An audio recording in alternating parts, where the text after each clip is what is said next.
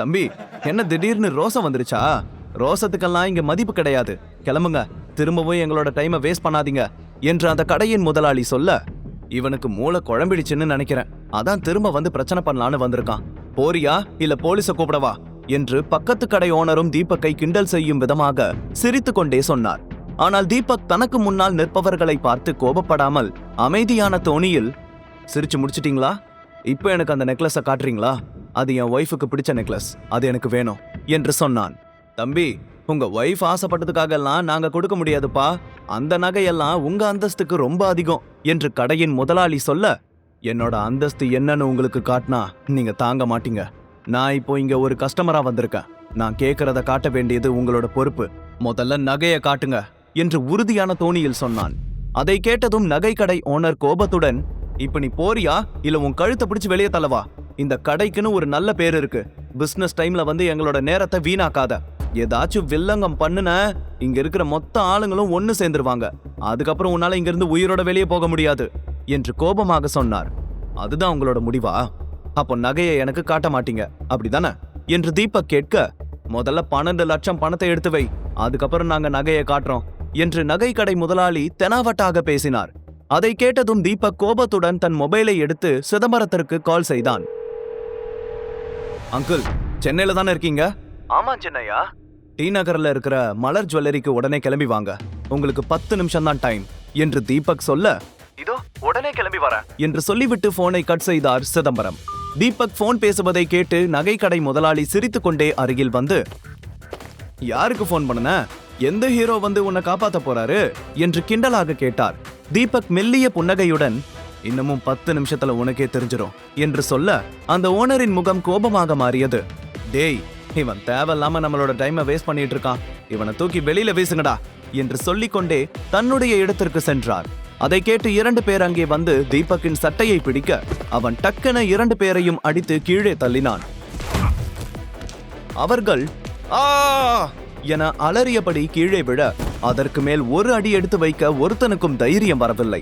ஓனரும் பயத்தில் எச்சி முழுங்கினான். ஷர்ட்டை சரி செய்து கொண்ட தீபக், ஒரு 10 நிமிஷம் வெயிட் பண்ணுங்க, அதுக்குள்ள நான் அந்த நகையை வாங்கலனா உங்க டர்ன், நீங்க என்ன வேணாலும் பண்ணலாம் என்று ஸ்டைலாக கெத்தாக சொன்னான் தீபக்.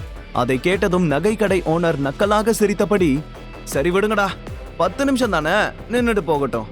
இன்னைக்கு நம்ம கிட்ட சமத்தியா வாங்கிட்டு தான் போகணும்னு வெயிட் பண்ணிட்டு இருக்கான்.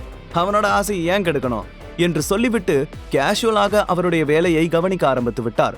கடையில் இருந்த ஆட்கள் எல்லோரும் தீபக்கை கேவலமாக பார்த்து சிரித்தபடி தங்களுக்குள் பேசிக் கொண்டார்கள்.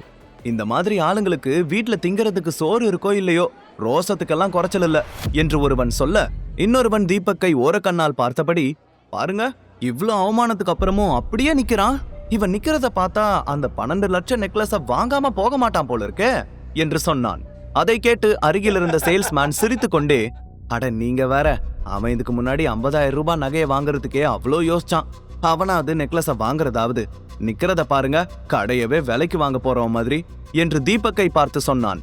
அவர்கள் பேசுவதெல்லாம் தீபக்கின் காதுகளில் விழுந்தாலும் அதையெல்லாம் கண்டு கொள்ளாமல் சிதம்பரத்தின் வருகைக்காக காத்து கொண்டிருந்தான். அப்போது அங்கே இருந்த நகை கடை முதலாளி, வேலையாட்கள் எல்லோருடைய பார்வையும் கடிகாரத்தின் மீதுதான் இருந்தது. 10 நிமிடங்களுக்கு பிறகு அவனுடைய நிலைமை என்ன ஆக போகிறது என்பதை பார்ப்பதற்காக அங்கே சில வாடிக்கையாளர்களும் ஆர்வமாக காத்திருந்தார்கள். தீபக் சிதம்பரத்திற்கு கால் செய்த 9வது நிமிடத்தில் மலர் ஜுவல்லரியின் முன்பு வரிசையாக ஒன்றன் பின் ஒன்றாக விலை உயர்ந்த கார்கள் வந்து நின்றது. அதிலிருந்து கைகளில் துப்பாக்கிகளுடன் பாடிகார்ட்ஸ் இறங்கி கடைக்கு முன்னால் வந்து காவலுக்கு நின்றார்கள். அவர்கள் அனைவரின் காதுகளிலும் ப்ளூடூத் இருந்தது. எல்லோருடைய கைகளிலும் வைத்திருந்த வாக்கி டாக்கியில் ஒருவருக்கொருவர் தகவல்களை பரிமாறிக்கொண்டிருந்தார்கள். திடீரென கடைக்கு முன்னால் வந்து நின்ற அத்தனை பாடிகார்ட்ஸை பார்த்ததும் கடையில் இருந்தவர்களும் வெளியில் இருந்த எல்லோரும் திகைத்து போனார்கள். மலர் ஜுவல்லரியின் முதலாளி பதட்டத்துடன் தன்னுடைய இருக்கையிலிருந்து எழுந்து வெளியே வந்து பார்த்தார். அந்த சமயத்தில் நடுவில் நின்றிருந்த ஒரு கருப்பு காரில் இருந்து சிதம்பரம் இறங்கி வந்தார். இப்போது மொத்த பாடிகார்ட்ஸ்களும் அந்த நகை கடையை சூழ்ந்து கொண்டார்கள். அங்கே நின்றிருந்த எல்லோருடைய பார்வையும் சிதம்பரத்தின் மீதுதான் இருந்தது. அந்த காட்சியை பார்த்ததும் நகை கடை முதலாளி சந்தேகத்துடன் தீபக்கை திரும்பி பார்க்க, தீபக் எந்த ரியாக்ஷனும் இல்லாமல் கேஷுவலாக நின்று கொண்டிருந்தான். காரை விட்டு இறங்கிய சிதம்பரம் ஓனரை திரும்பி கூட பார்க்காமல் வேகமாக கடைக்குள் நுழைந்து தீபக் இருக்கும் இடத்தை நோக்கி வந்தார். அந்த காட்சியை பார்த்ததும் நகைக்கடை முதலாளியின் முகம் வெடவெடக்க ஆரம்பித்து விட்டது. கடையில் இருந்தவர்கள் எல்லோரும் தீபக்கையும் சிதம்பரத்தையும் பார்த்தபடியே ஏதோ கிசுகிசுத்துக் கொண்டார்கள். சிதம்பரம் தீபக்கை பார்த்ததும், சின்னையா, எதுக்கு திடீர்னு என்ன போன் பண்ணி வர சொன்னீங்க? உங்களோட ரேஞ்சுக்கு நீங்க எதுக்கு இந்த மாதிரி சின்ன கடையில எல்லாம் நின்னுட்டு இருக்கீங்க என்று கேட்டார். தீபக் மலர் ஜுவல்லரி முதலாளியை பார்த்து ஏளனமாக சிரித்தபடி, இல்ல அங்கிள், இங்க என்னோட ரேஞ்சு என்னன்னு தெரிஞ்சுக்கணும்னு ஒருத்தர் ஆசைப்பட்டாரு, அதான் காட்டலான்னு உங்களை வர சொன்னேன் என்று சொன்னான். அவன் சொன்னதை கேட்டதும் நகைக்கடை முதலாளியின் இதயம் வேகமாக துடிக்க ஆரம்பித்தது. டென்ஷனில் வேர்த்து கொட்டியது. தீபக் யார் என்று தெரியாமல் அவனிடம் மோதிவிட்டோமோ என்று நினைத்து பயந்தபடி நின்றிருந்தார். தீபக்கை பற்றி ஏளனமாக பேசிய சேல்ஸ்மேன்கள் எல்லாம் ஜன்னி வந்தது போல நடுங்கிக் கொண்டிருந்தனர். அப்போது தீபக்கிடம் விஷயத்தை கேட்டு தெரிந்து கொண்ட சிதம்பரம் கோபமாக அந்த கடை முதலாளியை பார்த்து, எவ்வளவு தைரியம் இருந்தா எங்க சின்னையா முன்னாடி நீ இப்படி பேசியிருப்ப? நீ யார் முன்னாடி நின்னுட்டு இருக்கன்னு உனக்கு தெரியுமா? அவர் நினைச்சார்னா கடையோட சேர்த்து உன்னையும் ஒரே நிமிஷத்துல விலைக்கு வாங்கிட முடியும் என்று கத்தினார். சிதம்பரம் கோபமாக பேசியதை பார்த்ததும் வெளியிலிருந்து 3 பாடிகார்ட்ஸ் கையில் துப்பாக்கியுடன் உள்ளே வந்து, சார், ஏதாவது பிரச்சனையா என்று கேட்டார்கள். அவர்களை பார்த்ததும் நகைக்கடை ஓனருக்கு பீதி கிளம்பியது. நெற்றியில் வியர்வை வழிய அப்படியே நின்றிருந்தார். அப்போது சிதம்பரம் தன் பாடிகார்ட்ஸை பார்த்து, ஒண்ணுல்ல, நீங்க வெளியில வெயிட் பண்ணுங்க என்று சொல்ல அவர்கள் அமைதியாக வெளியில் சென்றார்கள். அப்போதும் சிதம்பரத்தின் கோபமான பார்வை நகைக்கடை ஓனரின் மீதே பதிந்திருந்தது. உண்மையில் தீபக்கின் அந்தஸ்தும் அவனுடைய அதிகாரமும் என்ன என்பது இப்போது அவருக்கு நன்றாகவே புரிந்தது. அங்கே நின்றிருந்தவர்கள் எல்லோருக்கும் தீபக் ஒரு சாதாரண மனிதனைப் போல தோன்றினாலும் அவனுக்கு பின்னால் ஏதோ ரகசியம் இருப்பதை புரிந்து கொண்டார்கள். சிதம்பரம் பேசியதை கேட்டு நகைக்கடை முதலாளி தயங்கிக் கொண்டே தீபக்கின் அருகில் வந்து, சார், நீங்க யாருன்னு தெரியாம நான் கொஞ்சம் திமிரா நடந்துகிட்டேன், என்ன மன்னிச்சிடுங்க என்று கெஞ்சும் தோணியில் சொன்னார். ஆனால் தீபக் அவரை கொஞ்சமும் கண்டு கொள்ளாமல் சிதம்பரத்தை பார்த்து ஏதோ சைகை செய்ய சிதம்பரம் வெளியில் நின்றிருந்த பாடிகார்ட்ஸை அழைத்தார். உடனே ஒருவன் காரை திறந்து ஒரு பேக்கை எடுத்துக்கொண்டு வந்து சிதம்பரத்திடம் கொடுத்தான். சிதம்பரம் அந்த பேக்கை வாங்கி திறந்து தலைகீழாக கொட்டினார். அதிலிருந்து கட்டுக்கட்டாக பணம் விழுந்தது. அவ்வளவு பணத்தை ஒரே இடத்தில் இதுவரை அந்த கடை முதலாளியே பார்த்ததில்லை. அங்கே இருந்த மொத்த பேரும் வியப்பில் வாயை மூடிக்கொண்டார்கள். தீபக் சொன்னதை போலவே செய்து விட்டான். அப்போது தீபக் ஜுவல்லரி ஓனரை பார்த்து, இப்போ என்னோட ரேஞ்ச் என்னன்னு தெரிஞ்சுக்கிட்டீங்களா, இல்ல இன்னும் வேற மாதிரி காட்டணுமா என்று கொஞ்சம் கோபத்துடன் தன்னுடைய பாடிகார்ட்ஸை பார்த்தபடி கேட்டான். அதை கேட்டதும் அவர் நேராக ஓடி வந்து தீபக்கின் கால்களை பிடித்துக்கொண்டு, சார், என்ன மன்னிச்சிடுங்க சார், நான் ஏதோ திமிர்ல அப்படி தப்பா நடந்துக்கிட்டேன், என்ன எதுவும் பண்ணிடாதீங்க சார், நான் இந்த ஒரு கடையை வச்சுதான் என்னோட குடும்பத்தை காப்பாத்திக்கிட்டு வரேன், எனக்கு ஏதாவது ஆச்சுன்னா என்னோட மொத்த குடும்பமும் நடுத்தருவுக்கு தான் வரும் என்று சொல்லிக்கொண்டு கெஞ்சினார். உடனே தீபக் திரும்பி தன்னை கேலியாக கிண்டல் செய்து பேசியவர்களை எல்லாம் பார்த்து, இதுக்கு மேலேயும் உங்க யாருக்காவது நான் யாருன்னு புரிய வைக்கணுமா என்று சத்தமாக கேட்டான். தீபக் குரலில் இருந்த கர்ஜனையை பார்த்து எல்லோருடைய கால்களும் பயத்தில் நடுங்கியது. நகைக்கடை முதலாளிக்கே இந்த நிலைமை என்றால் தங்களின் நிலைமை என்னவாகும் என்று யோசித்தார்கள். தாமாகவே முன்னால் வந்து அவர்கள் பேசியதற்கு மன்னிப்பு கேட்டார்கள். அங்கே இருந்த சேல்ஸ்மேனும் தீபக்கை பார்த்து, சார், நாங்க தப்பு பண்ணிட்டோம், எங்களை மன்னிச்சிடுங்க சார் என்று கெஞ்சும் தோணியில் சொன்னான். தீபக் அவர்கள் எல்லோரையும் பார்த்தவன் தன்னை சாந்தப்படுத்தி கொண்டான். சரி, இந்த தடவை உங்க எல்லாரையும் மன்னிச்சுடுறேன். அடுத்த தடவை இந்த மாதிரி நீங்க யாராவது கேவலமா நடந்துக்கிறீங்கன்னு தெரிஞ்சது, அதுக்கப்புறம் உங்க யாரையும் சும்மா விட மாட்டேன் என்று கோபமாக மிரட்டினான். அதை கேட்டு மொத்த பேரும் அப்படியே அமைதியாக நின்றிருந்தார்கள்.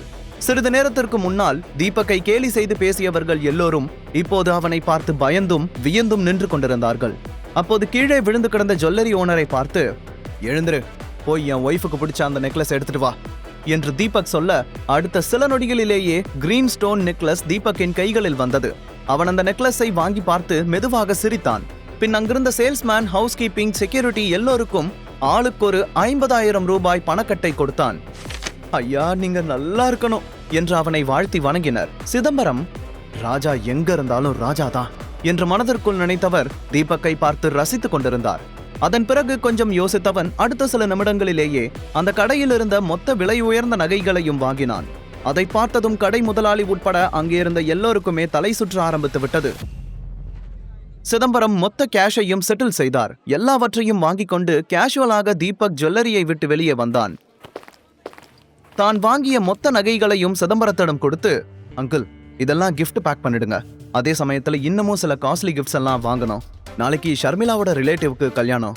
இந்த கிஃப்ட்ஸ் எல்லாம் என்னோட சைட்ல இருந்து அவங்களுக்கு கொடுங்க. ஆனா என்ன பத்தின அடையாளம் யாருக்கும் தெரியக்கூடாது. சரிங்க சின்னையா. முக்கியமா நான் அங்க இருக்கும்போது ஷர்மிளா யார் முன்னாடியும் தலை குனிஞ்சு நிக்க கூடாது. அது எனக்கு பிடிக்கல. அப்புறம் நான் செலக்ட் பண்ணன அந்த கிரீன் ஸ்டோன் நெக்லஸை மட்டும் எனக்கு தனியா கொடுங்க. அத நான் என் கையாலேயே ஷர்மிளாவுக்கு கொடுக்கணும்னு நினைக்கிறேன் என்று சொன்னான் தீபக். அதை கேட்டு சிதம்பரம் தலையை ஆட்டியபடி, அப்படியே பண்ணிடுறேன் சின்னையா. ஆனா இந்த நெக்லஸை உங்க பேர்லயே அவங்களுக்கு கொடுக்கலாம்ல? அவங்களுக்கு நீங்க யாருன்ற உண்மை தெரியட்டுமே என்று கேட்டார். இல்ல அங்கிள், அவகிட்ட சொல்றதுக்கு இது சரியான டைம் கிடையாது. அதுக்கான நேரம் வரப்போ நான் எல்லா உண்மையையும் ஷர்மிளா கிட்ட சொல்லுவேன் என்று சொன்னான் தீபக். நீங்க யாருங்கிற உண்மை தெரிய வரும்போது உங்களை பிரிக்க நினைக்கிற இதே மாமியார் இந்த ஜுவல்லரி ஓனர் மாதிரியே உங்க கால்ல விழுந்து கெஞ்சுவாங்க பாருங்க. அந்த டைம்ல நீங்க எந்த மாதிரியான முடிவெடுக்க போறீங்கன்னு எனக்கு தெரியல என்று சொன்னார் சிதம்பரம். அதற்கு தீபக் எந்த பதிலும் சொல்லவில்லை. மேலும் சிதம்பரம் சொன்ன வார்த்தைகள் அவனுக்கு சந்தோஷத்தையும் ஏற்படுத்தவில்லை. தீபக்கின் அமைதியான முகத்தை பார்க்கும்போது அவன் மனதில் என்ன இருக்கின்றது என்பதை சிதம்பரத்தால் புரிந்து கொள்ள முடியவில்லை. ராஜமரியாதையுடன் வாழ வேண்டிய அவன் ஏன் இந்த வாழ்க்கையை தேர்ந்தெடுத்தான் என்ற குழப்பம் அவர் கண்களில் தெரிந்தது. அதேபோல தீபக்கின் செயலை பார்க்கும்போது ஷர்மிளாவின் மீது அவன் வைத்திருக்கும் காதலையும் அவர் புரிந்து கொண்டார். இப்படி இருக்கும்போது எப்படி அவனால் 1 வருடம் கழித்து ஷர்மிளாவை விவாகரத்து செய்ய முடியும் என்ற சந்தேகமும் அவர்களுக்குள் எழுந்தது. ஆனால் அதை பற்றி தீபக்கிடம் அவர் பேசவில்லை. அதன் பிறகு சிதம்பரம் தீபக்கிற்கும் சொல்லிவிட்டு அங்கிருந்து பாடிகார்ட்ஸ் கார்களுடன் விடைபெற்று செல்ல தீபக்கும் காய்கறிகள் வாங்குவதற்காக மார்க்கெட்டுக்கு சென்றான்.